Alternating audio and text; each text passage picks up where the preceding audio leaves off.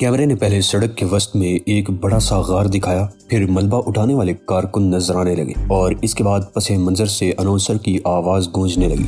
72ویں شاہراہ پر اب صرف یہی کچھ بچا ہے۔ ایک انتہا پسند گروپ نے علل صبح سب وے اسٹیشن کو بموں سے اڑا دیا ہے۔ اگرچہ کوئی زخمی نہیں ہوا، لیکن سب وے بہرحال ناقابل استعمال ہو کر رہ گئی ہے۔ خیال یہی ہے کہ دہشت گردی کی یہ کارروائی بلیک گولڈ نامی گروپ نے کی ہے۔ اس گروپ نے مزید 12 مقامات پر ایسے ہی حملہ کرنے کی دھمکی دی ہے، اور اگر یہ انتہا پسند اس میں بھی کامیاب ہو گئے تو گلشن آباد اور گلستان آباد کا مواصلاتی نظام، ذرائع نقل و حمل سب مفلوج ہو کر رہ جائیں گے۔ انتہا پسندوں نے 2 کروڑ روپے کی ایسی کرنسی طلب کی ہے جس پر کوئی نشان نہ ہو۔ اس گروپ نے اپنا نام ایشو ڈیالی بتایا ہے، اور ہمارے ماہر لسانیات نے کہا ہے کہ یہ قدیم لامازی زبان کا لفظ ہے اور اس کے معنی بلیک گولڈ کے ہیں۔ نیوز کاسٹر اس واقعے پر میئر اور دیگر حکام کی تاثرات بیان کرنے لگا، مگر ٹائیگر نے اٹھ کر ٹی وی آف کر دیا۔ اس کے چہرے پر سنجیدگی تھی، آنکھوں میں غصہ تھا، اور اسے اب بھرپور احساس ہو چکا تھا کہ بلیک گولڈ محض ایسا تخیلاتی ہیولہ نہیں جس کا نام لے لے کر حکمران عوام کو قابو میں رکھتے ہیں۔ اس گروپ نے اپنی کارروائی شروع کر دی تھی، اور وہ یقیناً شہری نظام کو مفلوج کر کے شہروں پر قبضہ کرنا چاہتا تھا۔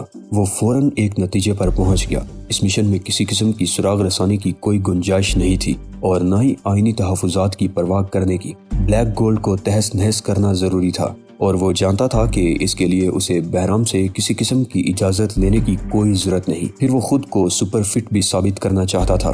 اس نے اپنے جوتے پیروں میں ڈالے اور ہوٹل سے نکل گیا۔ اس نے گلشن آباد جانے والی ہائی وے پر گاڑی ڈال دی، اور گاڑی واقعی ہوا سے باتیں کرنے لگی۔ 72ویں شاہراہ پر واقعی قیامت خیز منظر تھا۔ افراتفری مچی ہوئی تھی۔ بڑے بڑے ٹرک ملبہ اٹھا رہے تھے، لیکن کرینوں کے لیے ملبہ اٹھانا بہت مشکل ثابت ہو رہا تھا۔ آہنی شہتیر اور بڑے بڑے ستون راہ میں حائل تھے، اور سب سے اہم مسئلہ یہ تھا کہ سب وے میں جانے والا راستہ بھی مخدوش ہو چکا تھا۔ سفید ہیلمٹ پہنے ہوئے انجینئر کام میں مصروف تھے، اور ان کی حالت دھول مٹی کی وجہ سے ابتر تھی۔ ٹائیگر بڑے سکون سے آگے بڑھتا رہا۔ اس نے اندازہ لگا لیا کہ متاثرہ حصے میں کسی غیر متعلق شخص کو داخل ہونے کی اجازت نہیں، لیکن وہ جانتا تھا کہ وہ متعلق شخص کس طرح بن سکتا ہے۔ اس نے خاموشی سے آگے بڑھ کر ایک انجینئر کے سر سے سفید ہیلمٹ اس طرح اٹھا لیا کہ انجینئر کو پتہ بھی نہ چلا۔ پھر یہ ہیلمٹ ٹائیگر کے سر پر منتقل ہو گیا۔ اب اسے متاثرہ حصے میں جانے کا لائسنس مل چکا تھا۔ اسے یہاں بہرحال کوئی کام کی چیز نظر نہیں آئی،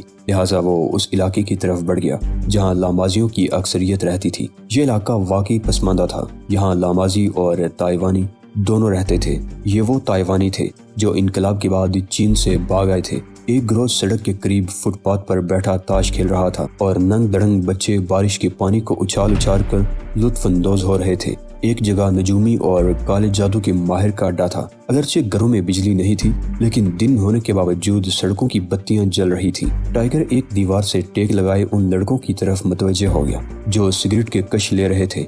سگریٹ ایک تھی، لہٰذا وہ ایک کش لے کر دوسرے کو دے دیتے تھے۔ ٹائیگر نے مسکرا کر انہیں اشارہ کیا۔ ان میں سے ایک، جس کے پاس اس مرتبہ سگریٹ نہیں تھی، کار کی طرف چلا آیا۔ کیا بات ہے؟ اس کا لہجہ کھردرا تھا۔ ذرا میری کار کا خیال رکھو گے؟ ٹائیگر نے کار سے اترتے ہوئے کہا۔ میں واپسی پر تمہیں 100 روپے دوں گا۔ 100 روپے؟ لڑکا ایک لمحے کے لیے کانپ سا گیا۔ ہاں۔ ٹائیگر کی نظریں لامازی زبان میں شائع ہونے والے ایک اخبار کے دفتر پر تھیں جو علیحدگی پسندوں کی حمایت میں بہت آگے نکل چکا تھا۔ اسے اس اخبار کے مدیر کا نام معلوم تھا، کیونکہ وہ 2 روز قبل اوشان اور بہرام کی باتیں سننے کے بعد محض تجسس کی وجہ سے اخبار آزادی پڑھ چکا تھا۔ اس کا نام شازولین تھا۔ بالکل جناب، آپ فکر نہ کریں، کار کو کوئی ہاتھ نہیں لگائے گا۔ لڑکے نے بڑی مستعدی سے جواب دیا۔ ٹھیک ہے، میں مسٹر شازولین سے مل کر ابھی واپس آتا ہوں، میرا انتظار کرنا۔ ٹائیگر اس کا کندھا تھپ تھپا کر دفتر کی طرف بڑھ گیا۔ اخبار آزادی کا باطن ظاہر سے قطعی مختلف تھا۔ دفتر کے باہر پسماندگی تھی، جبکہ اندر پر آسائش ماحول، ٹیوب لائٹس روشن تھی۔ غالباً فرنیچر حال ہی میں خریدا گیا تھا۔ ٹیلی پرنٹروں کی آواز سنائی دے رہی تھی اور زمین ہل رہی تھی۔ شاید پریس بھی نیچے ہی تھا۔ ایک لڑکی جو یقیناً لامازی تھی، بڑے ہال میں جس پر نیوز روم لکھا ہوا تھا کچھ ٹائپ کر رہی تھی۔ وہ جو ہی اندر داخل ہوا، لڑکی نے سر اٹھا کر اس کی طرف دیکھا۔ میں مسٹر شازولین احمد سے ملنا چاہتا ہوں۔ ٹائیگر نے ایڈیٹر کا پورا نام لیا۔ وہ اپنے کمرے میں ہے۔ لڑکی نے اشارے سے کمرے کی نشاندہی کرتے ہوئے کہا، جو نیوز روم کے آخری حصے میں تھا۔ ٹائیگر مسکرا کر کمرے کی طرف بڑھ گیا۔ دروازہ کھلا ہوا تھا، لہٰذا اس نے اندر جانے کے لیے اجازت لینا ضروری نہیں سمجھی۔ کمرے میں ایک شخص ٹیلی پرنٹروں کی خبروں پر جھکا ہوا تھا۔ مسٹر شاذلین احمد، ٹائیگر کا لہجہ نرم تھا۔ ہاں، شاذلین نے سر اٹھائے بغیر کہا۔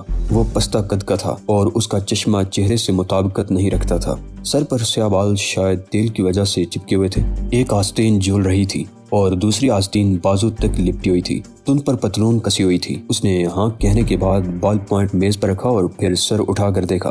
اوہ تم، اس نے طویل سانس لے کر کہا، تم یا تو پولیس والے ہو یا پھر فٹ بال کے کھلاڑی ہو۔ شاذلین نے ہاتھ ملتے ہوئے اس کی طرف بغور دیکھا، لیکن میں یہ اندازہ نہیں لگا سکا کہ تمہارا تعلق کس علاقے سے ہے۔ تم لامازی نہیں کیونکہ تمہارا رنگ پختہ نہیں ہے، اور تم فردوسی بھی نہیں کیونکہ تم عام فردوسیوں کے مقابلے میں کہیں زیادہ گورے ہو۔ ٹائیگر مسکراتا ہوا ایک کرسی پر بیٹھ گیا۔ شاذلین کی میز اخباروں، رسالوں اور خبروں سے بھری ہوئی تھی۔ مسٹر شاذلین، ٹائیگر نے کہا، میں نے تمہارے بارے میں جو کچھ سنا ہے وہ یقیناً 100% درست ہوگا۔ شاذلین اپنی کرسی پر بیٹھ گیا۔ اس نے بال پوائنٹ اٹھا کر کان کھجایا اور پھر دھیمے لہجے میں بولا، میرا خیال ہے کہ تم بلیک گولڈ کے چکر میں ہو۔ اس گروپ نے واقعی سنسنی پھیلا دی ہے۔ انہوں نے جہنم کا دروازہ کھول دیا ہے، لیکن میری چٹھی حس کہہ رہی ہے کہ یہ محض آغاز ہے۔ تم نے 72ویں شاہراہ کا حشر دیکھا؟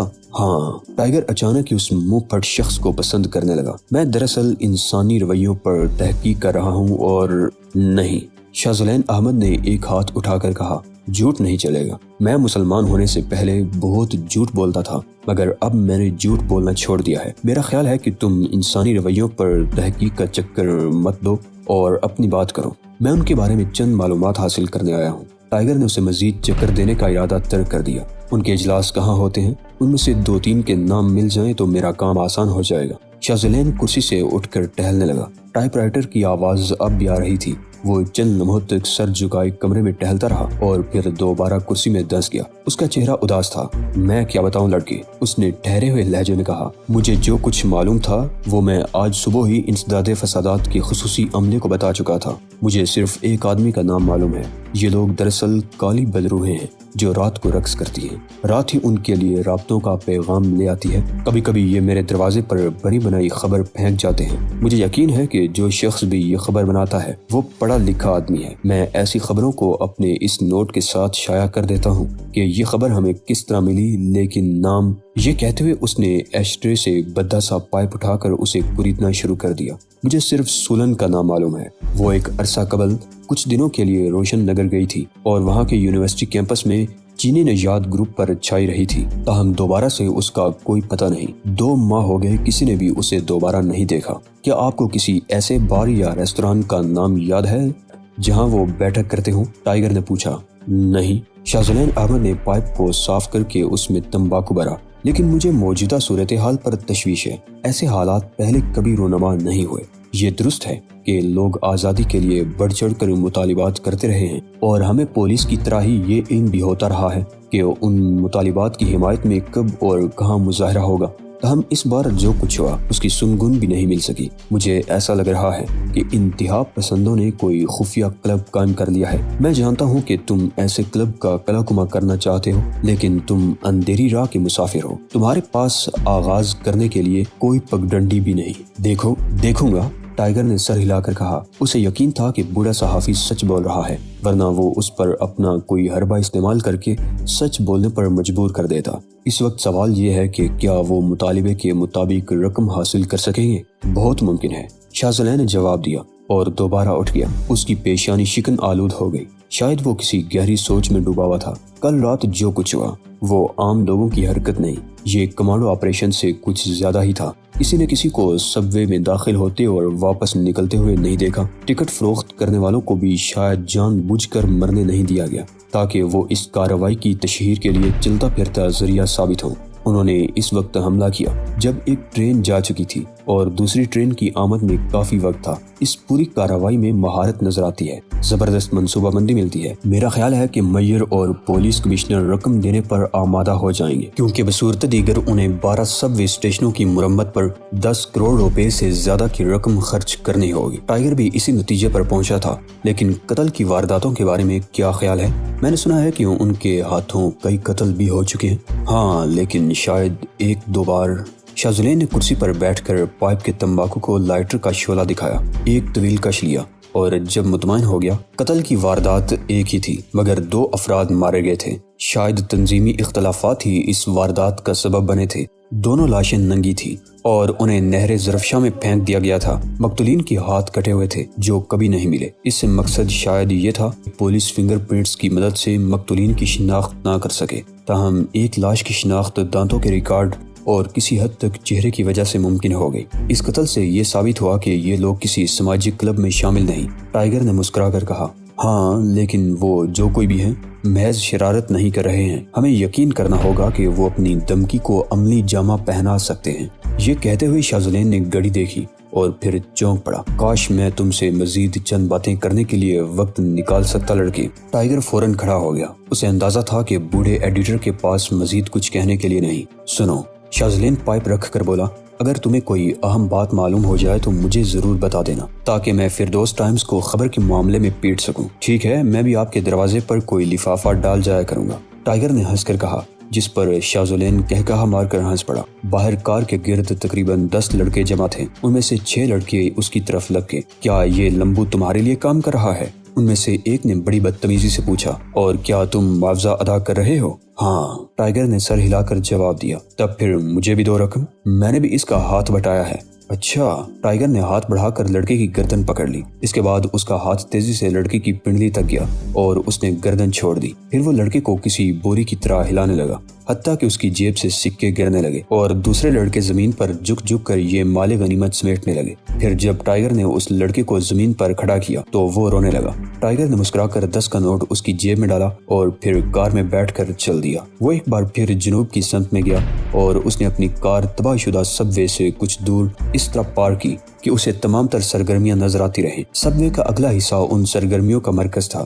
پھر اچانک ہی وہاں 2 سیاہ لیموزین کاریں آ کر رکی اور ان میں سے 4 افراد اترے جن کے ہاتھوں میں ہیلمٹ تھے۔ شاید یہ لوگ سرکاری معائنہ ٹیم کے رکن تھے۔ ٹائیگر بھی کار سے اتر کر سب وے کی طرف بڑھا مگر اس بار اسے کسی کے سر سے ہیلمٹ نہیں اتارنا پڑا کیونکہ شاید کوئی مزدور کھانا کھانے کے لیے اپنا ہیلمٹ اور ڈانگری ایک طرف رکھ گیا تھا۔ اس نے ہیلمٹ سر پر جمایا اور ان آدمیوں کے پیچھے لپک گیا۔ اب اس کی کوشش یہ تھی کہ ان آدمیوں کے قریب رہ کر اندر گھسنے کی کوشش کرے۔ شاید اندر کوئی کلید، کوئی سراغ، کوئی نشان مل جائے اور پھر وہ اسی نشان کو سہارا بنا کر آگے بڑھ سکے۔ اس نے سرکاری معائنہ ٹیم سے اپنا فاصلہ تقریباً 100 فٹ رکھا۔ سب وے کے دروازے پر ایک پولیس والا پہرا دے رہا تھا۔ اس کے انداز سے بیزاری واضح تھی۔ وہ چاروں اس کے قریب سے گزر گئے اور جب ٹائیگر اس کے قریب پہنچا تو وہ بیزار سا آدمی چونک پڑا۔ کہاں جا رہے ہو؟ اس نے جلائے ہوئے لہجے میں پوچھا۔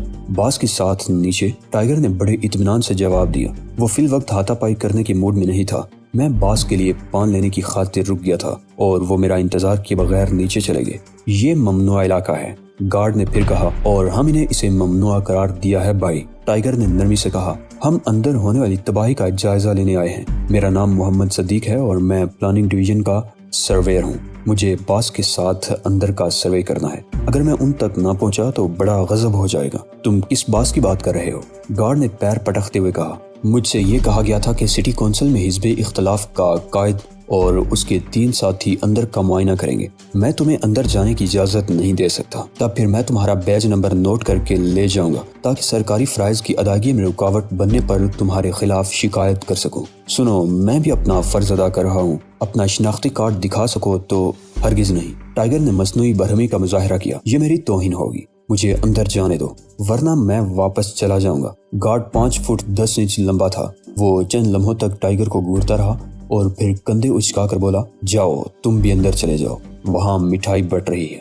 شکریہ، ٹائیگر نے خشک لہجے میں کہا، لیکن میرا مشورہ یہ ہے کہ تم آدمی کو پہچانا کرو ورنہ کسی دن بڑی مشکل میں پڑ جاؤ گے۔ یہ کہہ کر وہ مرکزی گیٹ میں داخل ہو گیا جہاں سے ملبہ صاف کیا جا چکا تھا۔ یہاں سے زینہ وسیع پلیٹ فارم کے صرف اس حصے میں جانے کے لیے استعمال کیا جا سکتا تھا جو پوری طرح تباہ نہیں ہوا تھا، مگر ٹائیگر تیزی سے ایک طرف بڑھ گیا۔ وہ پتھروں، کنکریٹ، سریوں، شہتیروں کے جال اور مٹی کی آڑ میں ہو کر چلنے لگا۔ ملبہ صاف کرنے والے مزدور کھانے اور آرام کرنے کے لیے جا چکے تھے۔ وہ کوشش کر کے بالکل نچلے حصے میں پہنچ گیا۔ یہاں واقعی ایسا لگ رہا تھا جیسے کسی دیوانے ہاتھی نے گنے کے کھیت کو اجاڑ دیا ہو۔ سٹی کونسل کا گروپ اس سے 50 فٹ آگے کھڑا ہوا تھا۔ وہ کسی نشان کے ملنے کی امید میں ایک طرف چل دیا۔ تبھی اسے وہ آواز سنائی دی، ارے تم یہاں کیا کر رہے ہو؟ ٹائیگر نے فوراً جیب سے اپنی چھوٹی سی نوٹ بک نکالی جو برسوں سے سادہ تھی اور شیاطینوں کی طرف دیکھ کر کچھ لکھنے لگا۔ پھر وہ جھک جھک کر کنکریٹ کے ٹکڑوں کا معائنہ بھی کرنے لگا۔ بولتے کیوں نہیں؟ کون ہو تم؟ اسے پھر للکارا گیا۔ کیا مجھ سے کچھ کہا؟ ٹائیگر نے پلٹ کر پوچھا۔ ہاں تم ہی سے پوچھا۔ میں محمد صدیق ہوں، پلاننگ ڈویژن کا سرویئر۔ چیف انجینئر نے مجھے ہدایت کی ہے کہ میں شہتیروں اور کنکریٹ کا معائنہ کروں تاکہ یہ معلوم ہو سکے کہ سب وے میں اس قدر تباہی ٹھیکیدار کی نااہلیت کی وجہ سے تو نہیں ہوئی۔ ٹائیگر کو للکارنے والے کی پیشانی پر شکنیں پڑ گئی۔ اسے کسی نے یہ نہیں بتایا تھا کہ پلاننگ والے بھی کام کر رہے ہیں، اور اگر بتایا تھا تو وہ بھول چکا تھا۔ یہ شخص انسپیکٹر بادل تھا۔ وہ محض کندھے اچکا کر رہ گیا۔ اس کا مطلب یہ تھا کہ ٹائیگر اپنا کام جاری رکھ سکتا ہے۔ کونسل کارکن راجہ حق نواز پہلی بار کچھ کہہ رہا تھا۔ حضرات، ہمیں بتایا گیا ہے کہ ملزموں نے انتہائی طاقتور بارود کی پیٹیاں ستونوں کے گرد لپیٹ کر یہ تباہی مچائی ہے۔ ماہرین کا خیال ہے کہ اسٹیشن کو راکھ اور مٹی کا ڈھیر بنانے میں C4 پلاسٹک بموں کا ہاتھ ہے۔ ہر بم 200 پاؤنڈ کا تھا۔ پولیس کمشنر ہاشم یہ سن کر چڑ گیا۔ سٹی کونسل والے ہمیشہ احمقانہ باتیں کرتے ہیں، اس نے کہا۔ C4 میٹیریل ممنوع ہے اور اسے فوج یا سرحدی دستوں کے علاوہ اور کوئی استعمال نہیں کر سکتا۔